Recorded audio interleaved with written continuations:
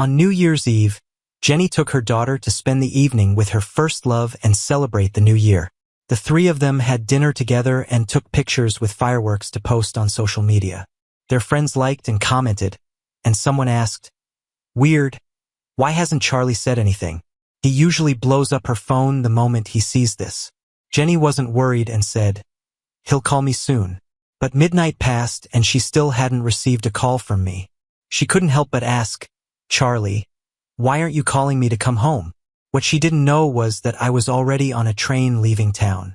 From then on, no one would urge her to come home anymore. The day I left happened to be New Year's Day. Jenny came down from the bedroom on the second floor, not noticing I was packing my things. As she headed out, she told me, "I'm going to pick up Jasmine from the old house. We'll spend New Year's Eve at Steve's place. No need to wait for us for dinner." She spoke in her usual directive tone. 2 years ago, I would have kicked up a fuss about it. But this year, knowing I was about to leave, I felt particularly calm and just said, "Okay." I didn't even look up or say anything else. Jenny paused, looking a bit surprised, but she didn't ask anything further and just nodded before leaving. The sound of the closing door wasn't loud, but it did make me pause for a moment. A week before, I had seen Steve's post. He had bought a lot of festive decorations for New Year's and posted a selfie in front of a window filled with them.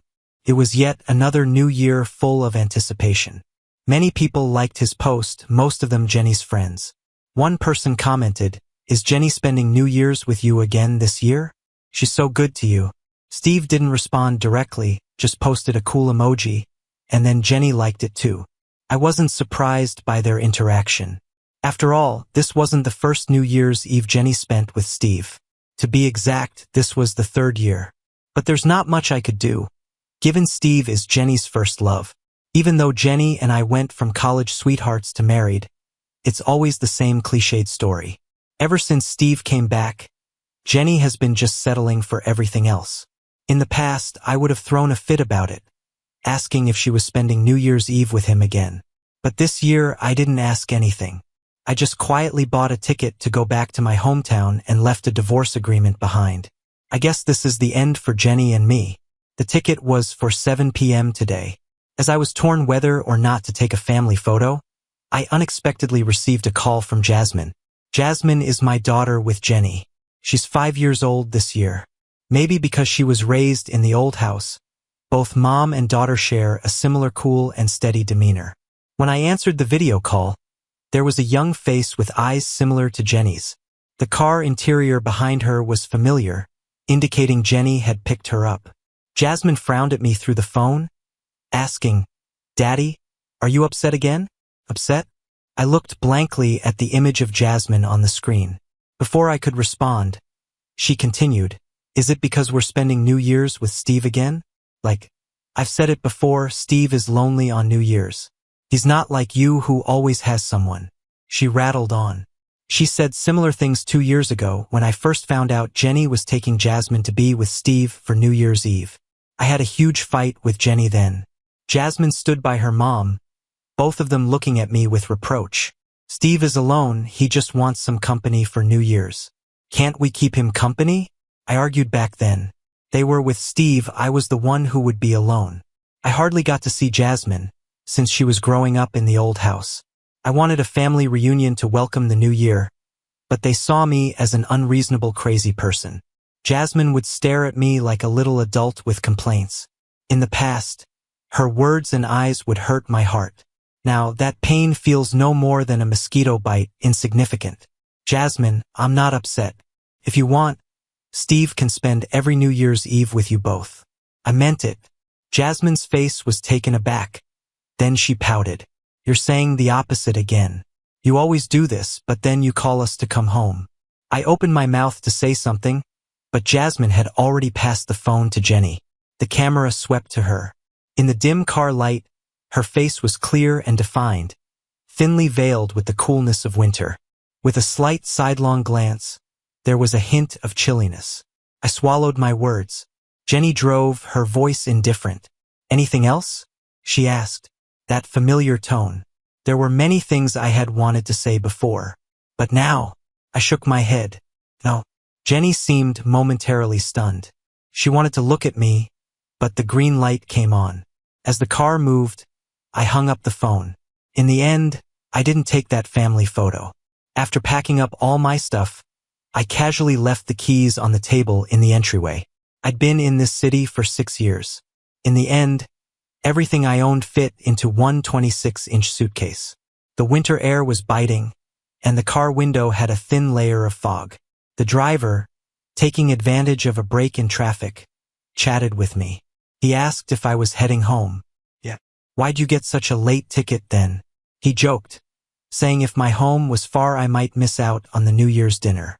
I pretended it was half true, saying I couldn't snag an earlier one. But it wasn't true.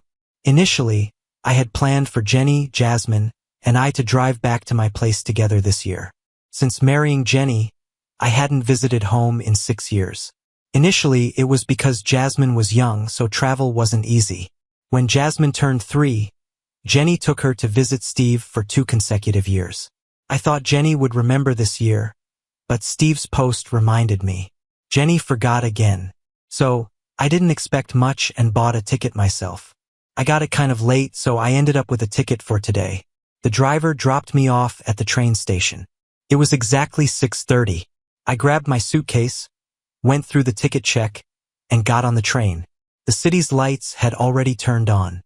Along the edge of the river there were fireworks. They were beautiful. This was my first time experiencing the city's New Year vibe like this. It felt both novel and somewhat relieving. I remembered the first couple of years after Jenny and I got married. We were actually pretty happy.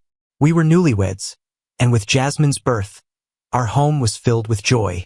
Everyone had smiles, and the usual strictness towards me eased up a bit. But when did things start to change? Maybe when they insisted Jasmine be raised at the old house. I had to call in advance every time I wanted to see Jasmine. The house I had carefully arranged, in the end, was just for me and Jenny. We went from being a couple who could talk about anything to a couple who had nothing to say. My expectations dwindled over time. Now, the days I look forward to most in a year are seeing Jasmine and spending more time with her during New Year. But while Jasmine was raised to be polite and well-behaved, she always felt distant from me. I thought it was because we didn't see each other often.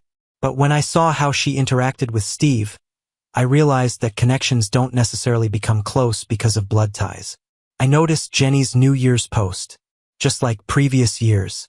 Fireworks and a photo of her with Jasmine and Steve. Steve looked handsome, Jasmine was adorable, and even Jenny, usually calm and composed, had a gentle look with a slight smile. I thought of the family photo I didn't take. The most recent one was taken a year ago on Jasmine's birthday. But I was the only one smiling in that picture. Jenny and Jasmine explained they don't like to smile. I didn't think much of it back then. Jasmine takes after Jenny, and Jenny really isn't the smiling type.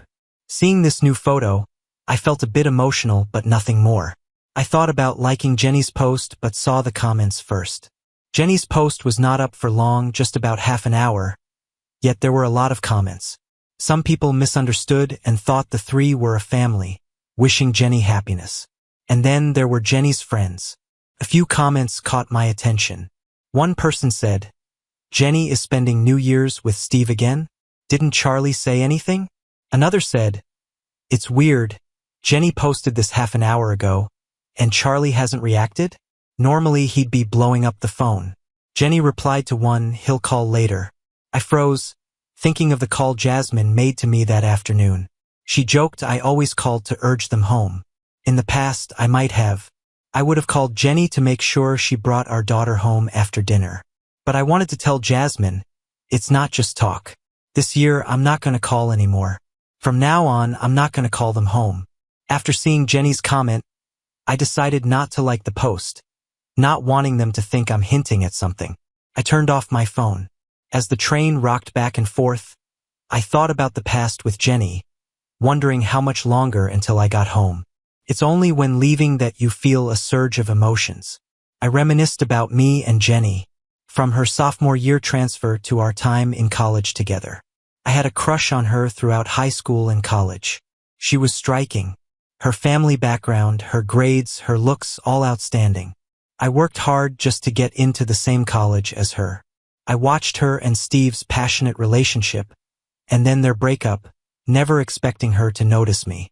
But fate is funny. One day it opened a window for a crush. I can still clearly recall the day Jenny noticed my feelings. It was 6 months after Steve went abroad. Jenny was in a competition, and no one believed she would win except me. She won first prize.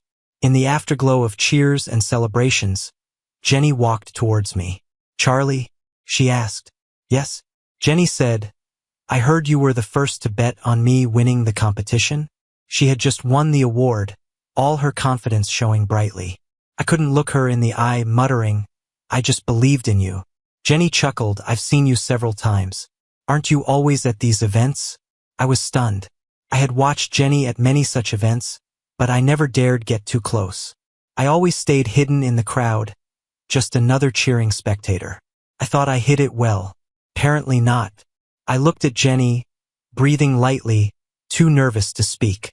Jenny didn't say anything either, just looking at me with bright eyes and a smile that made my heartbeat skip. Steve had chosen to study abroad for his future. Jenny was so heartbroken. It landed her in the hospital.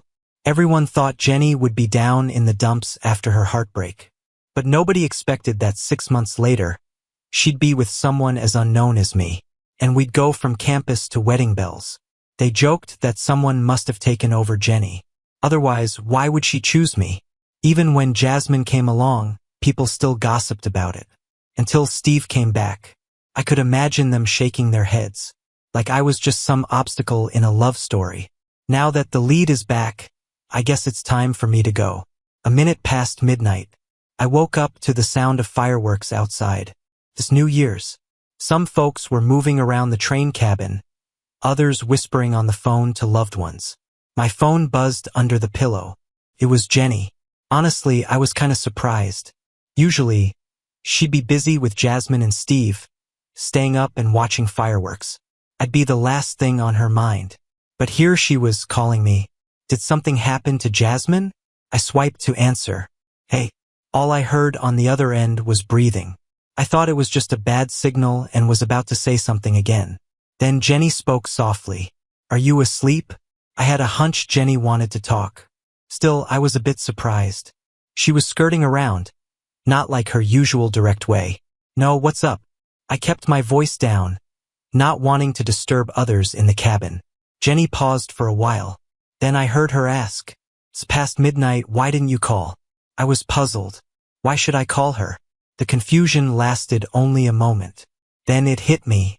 It was because of that post she shared. Funny, because she used to hate me calling during New Year's. Even Jasmine said my calls killed the New Year's vibe. I didn't call this year. Yet Jenny reached out. Since she brought it up, I responded. I didn't want to ruin your fun, so I didn't call. It was the truth. But Jenny stayed silent for longer. After falling out of love with her, I didn't want to waste time on her anymore. Anything else? If not, I'm hanging up. Yes. What? Jasmine wants to wish you Happy New Year. Jasmine? That was unexpected. Usually, she was so busy having fun. I'd only get a quick greeting when she remembered to during the holidays. This year, she was right on time. Despite her growing up, I felt no emotion. My reply was pretty standard. Thanks, wish her Happy New Year too. Jenny's connection was choppy. I barely heard her at times, thinking it was the signal I was about to hang up. But Jenny suddenly called my name. Charlie, after visiting the family, can Jasmine and I take you to the amusement park? An amusement park?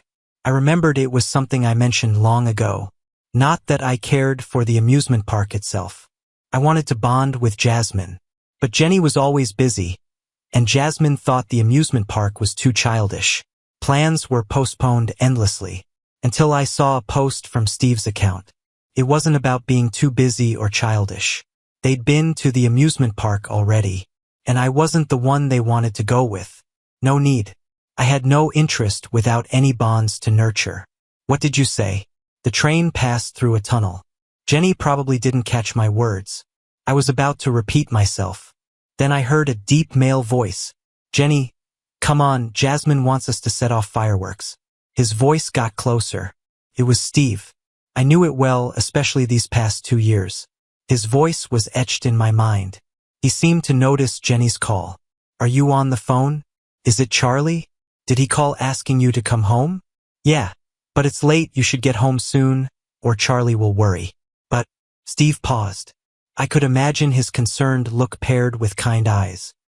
Jasmine also said she wanted my special scrambled eggs in the morning. Jenny must have covered the phone speaker. Steve's voice faded. I wasn't up for eavesdropping, so I just hung up. Talking wouldn't change anything. By tomorrow, Jenny would realize I was gone. Then she'd understand. I was curious, though. How would she react to my leaving? Shrug it off? Or think I should have done it sooner? Steve's interruption in Jenny's and Charlie's call annoyed Jenny a lot. He didn't realize she'd been waiting for Charlie to call all night. Because every year around this time, if she and Jasmine weren't home, Charlie would keep calling and video chatting, urging her to finish dinner with Steve and take Jasmine home. But this year, for hours after she posted, midnight had passed. Charlie didn't call or text. That wasn't like him. From the moment she posted, something felt off. And with each minute, it got more unsettling. At just past midnight, she finally found an excuse to call Charlie and wish him a happy new year. But a few words in, Steve interrupted the call. She was a bit annoyed inside but didn't show it on her face. Steve asked Jenny what was up. She brought up Jasmine wanting to have Steve's special egg custard, hinting at staying over. But Jenny actually didn't want to stay. She wanted to hurry back to Charlie. He was probably waiting for her and Jasmine at home, just like the previous years. No matter how late it got, he would always wait for them and wish a happy new year, along with a thoughtfully prepared gift. Jenny wondered what gift Charlie had in store this year. The thought brought a tinge of anticipation and warmth. She wanted to gather Jasmine and head home immediately. But Jasmine was full of energy, engrossed in playing, and reluctant to leave. I'm not going back. I want to stay with Steve. Jasmine clung onto Steve, refusing to let go. He tried to persuade her gently. Jenny, let Jasmine stay the night. It's not like there's no room. But, are you worried about Charlie getting the wrong idea? It's fine, we can explain together. Steve looked at her with soft eyes. Plus, it's not safe to drive so late. Exactly. Just talk to Dad, Jasmine chimed in. Jenny, looking at her child, relented a bit. You have to message Dad and then we'll head back after breakfast tomorrow. Okay. Jasmine agreed easily, sending Charlie a voice message. But Charlie didn't respond. Jenny began to feel uneasy, but brushed it off, assuming he fell asleep angry. Tomorrow, she would go back early and bring Charlie a New Year's gift. He was always so gentle and forgiving. Even when upset, he was easy to cheer up. The next day, before she could head home, she got a call from her family. They wanted her and Jasmine to visit for New Year's greetings. All right, I'll pick up Charlie, Jenny said. Why bring him? I'm not interested in seeing him. Her father replied on the phone, his tone steeped in displeasure. Jenny knew her dad never liked Charlie, mainly because of social status discrepancies. But at the end of the day, it was her and Charlie's life. She loved him and wasn't concerned about social standings. Dad, he's still your son-in-law, Jasmine's dad. Not asking him doesn't feel right, she argued back. Her father scoffed, he doesn't act like part of the family. If he doesn't want to come, I'm not forcing him. Truthfully, Charlie knew her father's disdain. After previous arguments about Jasmine staying at the family house, Charlie's visits had dwindled. Even for Jasmine's sake, if Charlie went, it was clear he wasn't welcomed warmly. Getting a bit of a headache, Jenny replied, I'll check with Charlie. If he didn't want to go, she wouldn't push it. When she called Charlie, he didn't answer, and with her father urging on the other end, she just left a message for Charlie. There were quite a few relatives visiting at her family home, and Jenny, being one of the main figures now, had social duties. Everyone adored Jasmine, so they ended up staying until the 4th. All this time, Charlie hadn't replied to any of her messages. By this point, Jenny's unease turned into deep worry. Not heeding her father's pleas to stay longer, she took Jasmine back to the home she shared with Charlie. Upon opening the door, they met silence and darkness. Charlie, Jenny called tentatively from the hallway. Something wasn't right. No matter how late, Charlie always left a light on for her. But now, the home was in complete darkness. Not a single light illuminated the space. "Dad?" Jasmine wandered towards the main bedroom, finding no one there. She stood bewildered at the top of the stairs. "Mom, Dad's not here. Where did he go?" A chill spread from Jenny's fingertips throughout her whole body. She scanned the home, feeling as if its owner had been gone for some time. An eerie stillness emanated from the empty rooms. I found Jenny's calls the night of the 4th, 21 missed calls back to back. Seemed urgent, like something big happened. When I called back, she picked up immediately. "Charlie, where are you?" Jenny's voice sounded weary and raspy. Was it just me? Or did she sound cautious too? I thought for a moment, "You're home?" I asked. No wonder. It seemed Jenny returned to an empty house, prompting her calls. So many calls. She must have seen the divorce papers I left behind. "I went back to my parents," I replied. Jenny asked, "When are you coming back?" I paused, puzzled. Since she clearly saw the divorce papers, why ask? Didn't she get it? "I'm not coming back," I said plainly. "Jenny, I'm not coming back. Just sign it and let's part ways on good terms." "What does on good terms mean?" "Charlie." Jenny sounded excited. "Weren't we doing fine?" Turns out, in Jenny's mind, this is what fine means. I felt a sigh rise from within and let it out. Jenny seemed to realize something. "Is it because I took Jasmine to celebrate New Year's with Steve?" "Why?" "Jenny, I never used to ask you so many whys before." I replied helplessly. Jenny seemed to take my helplessness as confirmation of her guess. "Charlie, I've told you many times, Steve and I aren't as you think." "Jenny." I cut her off. "I don't care how things are between you and Steve. I just know I want a divorce from you." There was a sudden pause on the other end, then complete silence. I told Jenny not to call me until she signs the divorce papers. Jenny's call had disturbed my sleep. I got up to get some water from the kitchen. To my surprise, I found my dad still busy there. "Dad, why are you still up so late? I made you some late-night snacks," he replied while placing a bowl of egg noodles in front of me. "Try it, you haven't had it in years. See if it still tastes the same." He was bathed in a soft, white glow. I noticed a few strands of white hair on his head. Bitterness welled up in my throat. When I was about to marry Jenny, my dad was against it. Beyond differences in family backgrounds, he didn't want me to go so far away, fearing I'd have no support if I got mistreated. In the first couple of years after marrying Jenny, I tried recreating the same dish my dad made for me, but I could never get it to taste the same. I used the steam from the bowl to hide the moisture in my eyes. "It's all right. From now on, I won't leave his side again." My dad managed to lift my spirits. I slept until 9 the next morning. Dad had already opened the store. Tourists have been visiting our town a lot since New Year. He runs a small convenience store at the street corner. The weather was great. By 10, the town was filled with sunlight and a sense of peace. I went to the store entrance and called out, "Dad." 2 figures, one big and one small, turned around simultaneously. "Daddy." Jasmine ran to me first. I was a bit startled as she hugged me. She looked up at me with those big, bright eyes of hers. "Daddy, I missed you." Jenny wore a calm and gentle expression, with a slight smile. "Charlie." Once again, I was speechless, and my brow jumped. I was surprised by Jenny and Jasmine's arrival. But soon irritation crept in. "What are you two doing here?" Jenny didn't seem to notice my cold reaction and took my hand. "Sorry, Charlie, we've had so many guests at home these days, we came late." Just then, my dad came out from the back with a fruit plate. He had clearly seen Jenny and Jasmine before me. I had no idea how Jenny managed to win him over. At that moment, my dad was all smiles. "Jenny, Jasmine, come, have a seat." "Thank you, Dad." "Thank you, Grandpa."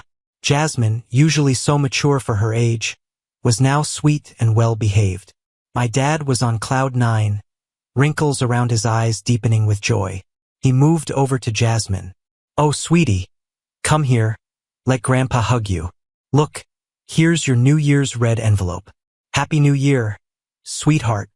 Wishing you health and happiness." Jasmine grinned as she let him embrace her. He really liked Jasmine. Even though it was their first meeting, his smile was genuine and infectious. This was the happiest I'd seen my dad since I returned home. I knew why Jenny was here. After last night's call, she drove over with Jasmine. She thought I was upset and had returned to my hometown, hoping this would calm me down. But it only made me more agitated. Jenny. I tried to keep my cool, thinking I had made things clear last night. But Jenny interrupted me. Charlie, I drove for 5 hours. I'm exhausted. Her pretty brows knitted lightly, her whole demeanor one of weariness. My dad heard and quickly chimed in, telling me to get Jenny and Jasmine home to rest. I could see through Jenny's act, but looking at my dad immersed in joy, I didn't want to argue with Jenny in front of him. I led Jenny and Jasmine home. Mother and daughter followed me. Jasmine held Jenny's hand, the latter hesitating to speak. I noticed and found an excuse to have Jasmine leave after we got home, to face Jenny alone. I used to really like Jenny, even when we weren't talking. But now, seeing her only made me feel repulsed and displeased. Turns out falling for someone is easy, and disliking them is just as simple. Jenny, what do you really want? I felt a headache coming on, especially dealing with Jenny.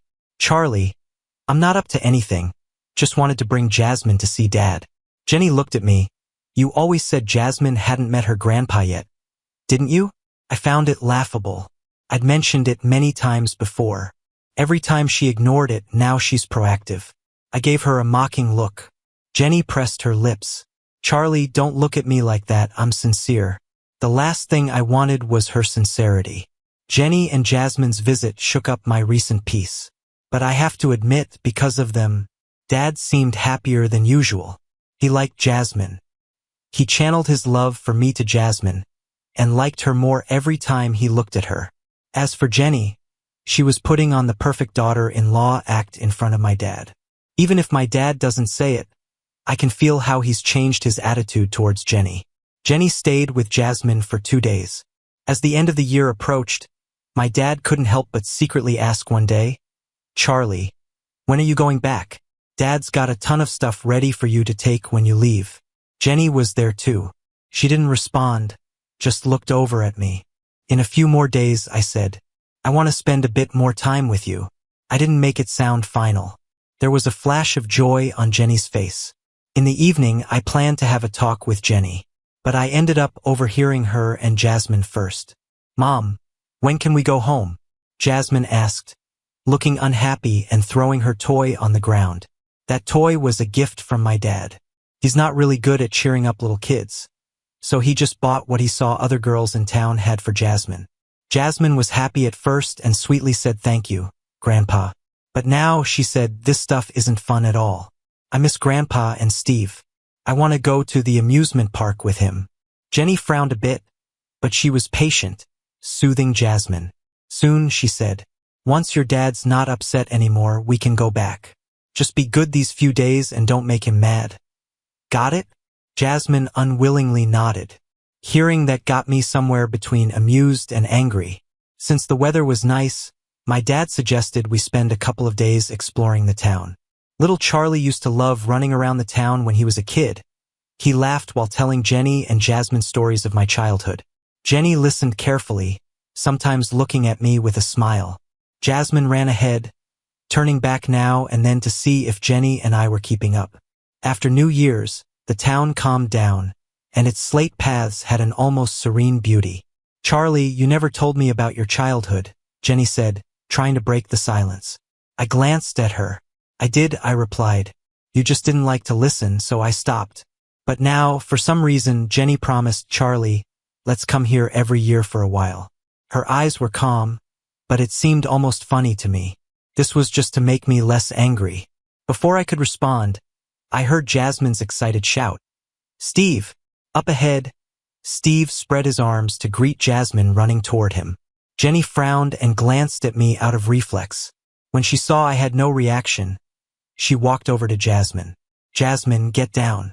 Jasmine reluctantly moved away from Steve's arms.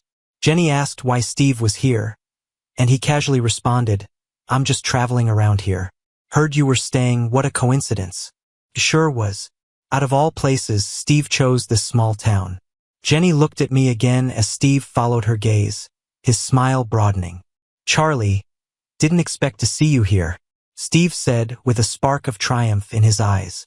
I didn't get to wish you a happy new year the last time Jenny and I talked on the phone.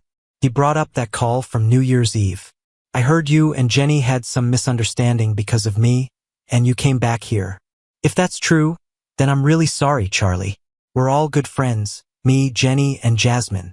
I was just alone for New Year's, so they came to keep me company. Sorry to leave you alone at home. His apology sounded genuine. Before I could say anything, Jasmine took Steve's hand and said, It's okay, Steve. My dad's like that, but he's not mad anymore. Right, Dad? She looked at me, and I noticed her ease around Steve in a way I'd never achieved. Well, nowadays I don't really hope for that either. I'm not mad. After all, there aren't many people as eager as Steve to take care of someone else's wife and kid. I let out a soft chuckle. Steve picked up on my sarcasm. His smile froze but quickly returned. He turned back to Jasmine. She invited Steve to join us. My dad grew up around here. He knows the place really well. He could be like our guide. Jenny frowned but didn't have the chance to respond. Is that so? That would be a great help, Charlie, Steve said with a slight smile. Steve then joined us, keeping me on the sidelines, showing off his closeness with Jenny and Jasmine. Jenny, this place is beautiful. Snap a picture of me and Jasmine here, he said, standing by the old bridge with Jasmine. Jenny took the photo. Let's take one with the three of us, Steve suggested, scanning around and finally looking at me. Charlie, mind taking a group photo for us? Jenny gave me a look, about to say something, but I had already agreed. Sure. Steve smiled. Jenny frowned, looking at me intently. After I was done, Jenny suddenly said, Charlie, let's take a family photo. I declined, Nah, I'm not into photos. Jenny opened her mouth but said nothing, her eyes heavy with unspoken words. Later that night, Jenny knocked on my door. Charlie, what's up? She pressed her lips together. Steve coming over wasn't my idea. She rarely explained herself like that. I already knew. Jenny knew exactly where the rift between us was. No way she'd let Steve come around right now. I mean, I was the one who called him over. I said it outright. Jenny looked up at me, visibly confused. I stared back, seeing myself in her eyes, wearing a cold smile. Jenny, ever wonder how I've been all these years? While you, Jasmine, and Steve were playing happy families? Jenny went pale, probably thinking of today's events. We were supposed to be a family of 3, but Steve, Jasmine, and Jenny were way too comfortable with each other, even with me there to witness it. When I'm not around, who knows how people see it? Maybe she just lets them assume, just like that New Year's post she made. I didn't, Jenny insisted, but the reality was clear, even if she tried to hide it. Little things kept slipping through the cracks.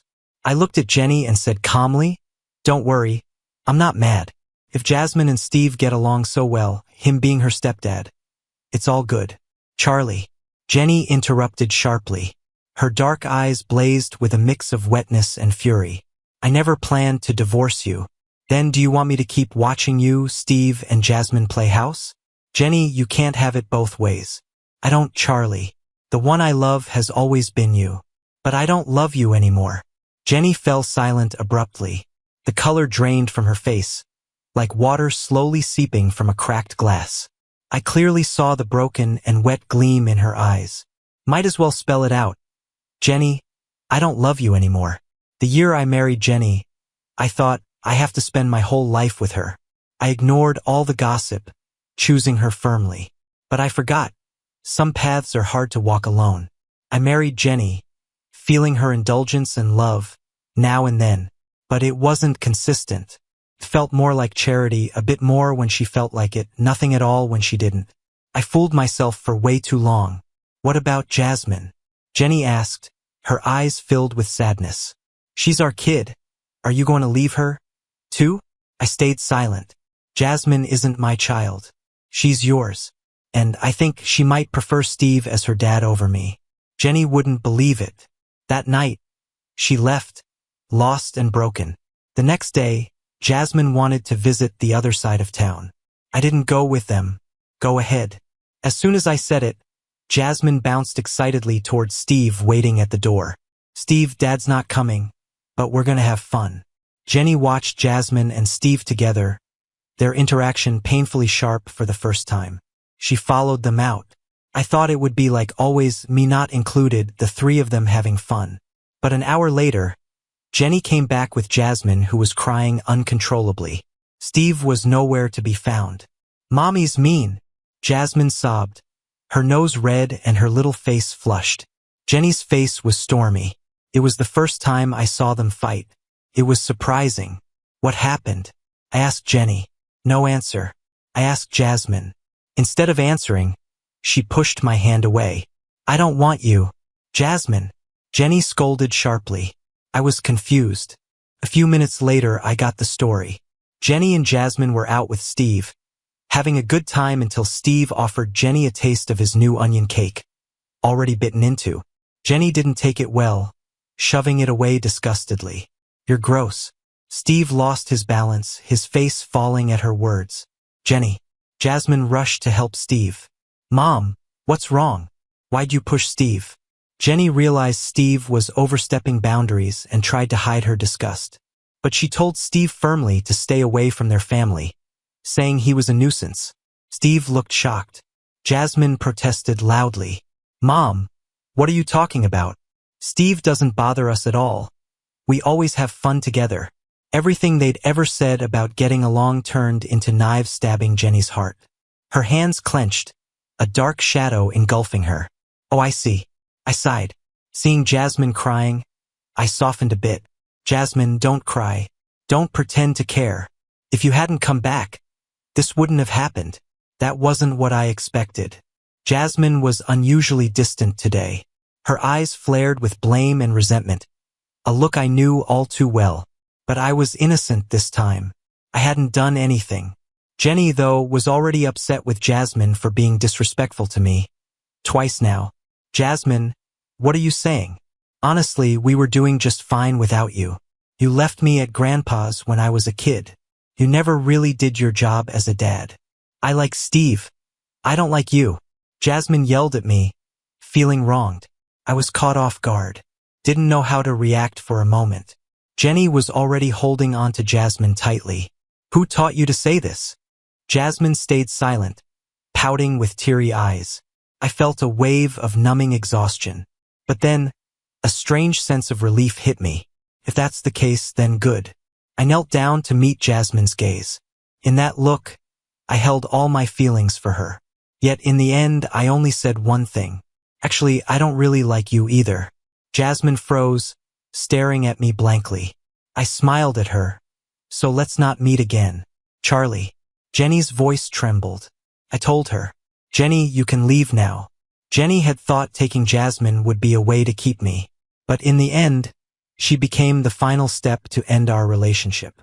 Years ago, Jenny had agreed to take Jasmine to the old home.